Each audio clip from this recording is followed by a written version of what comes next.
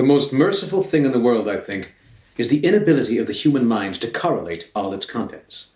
Someday, the piecing together of dissociated knowledge will open up such terrifying vistas of reality that we shall either go mad from the revelation or flee from the deadly light into the peace and safety of a new, dark age. Does that help, Gary? Thank you, Dr. Crane, replied the Cola. I'll try to use my mind less in future. That's the spirit. Who do we have next, Roz? We've got Charles from Providence, Rhode Island on line 2, drawled his tousled producer. Ooh, a transcontinental call. Our famous spread, Roz. Go ahead, Charles. I'm listening. A thin, panicked voice filtered through to his ample headphones. I'm, not feeling myself, Dr. Crane. In fact, I feel like somebody else entirely. Somebody old and terrible. Fraser's attention wandered from his distraught caller to the handle of his studio door, where he was delighted to see the brown uniform of a courier through the glass. It's like I'm changing into something unrecognizable. Well, Charles, we all need a change from time to time. It may seem scary, but embrace this new feeling. And after all, it's not the end of the world. This is Dr. Frasier Crane, wishing you all good mental health. The eminent radio psychiatrist went to commercial, bounded from his chair, and signed for his parcel with a carefree grin.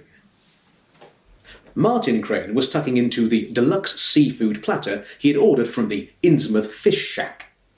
Butter ran down his chin as he crunched on a hefty lobster claw, much to the disgust of Daphne, his physical therapist.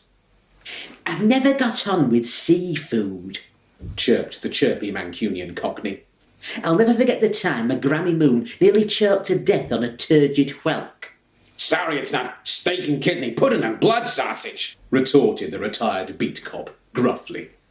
Daphne's mouth watered at the memory of such delicious and idiosyncratically British delights. Mind you, this sure is tough.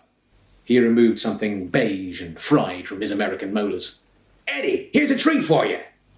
His faithful Jack Russell snapped eagerly at the morsel and rolled on the carpet ostentatiously. The door opened and Frasier bounded through. Is Niles here yet? His brother sashayed out of the kitchen, wiping his handkerchief with his other handkerchief. I'll say, I've been waiting here for over 5 minutes. What were you so excited about that you had me cancel my reservation this evening at La Maison du Dagon? Frasier revealed the parcel from his hand-stitched Armani anorak. I haven't even unwrapped it yet. You remember I went antiquing in New England last month? Well, that piece I told you about has finally been restored. The Sumatran fetish from Arkham Antiques, gaped Niles. Ha! I saw a few of those when I worked Vice, Martin gurgled from behind his pile of glistening crustacea. Oh, hang on, I'm having a vision, Daphne proclaimed, clutching at her temples. I foresee an imminent and total calamity. Niles cast an eye across Martin's plate. How fresh are those oysters, Dad? Frasier was unwrapping his parcel with greedy fingers. I've got just the nook I'm going to put this in, he muttered to himself as he struggled with the cardboard. It looks like an impossible angle to fill, but I saw this and just thought... Oh.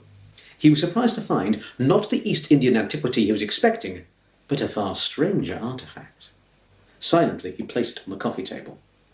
It had the head of an octopus, bat-like wings, and a squat, humanoid body. Oh, what an ugly thing, remarked Daphne. It reminded her of one of her Yorkshire Cockney brothers from Manchester in its stubby menace, but she forgot which one. Oh, there must have been some kind of mix-up. This isn't what I ordered. Oh, no. Niles smirked and picked up the object, squinting at some writing on the base. I wonder who the artist is. Cthulhu Fatagan. He was cut short as the eyes of the statuette suddenly blinked open and started to glow bright red. With a shriek, he dropped it, and the figure animated into horrid life.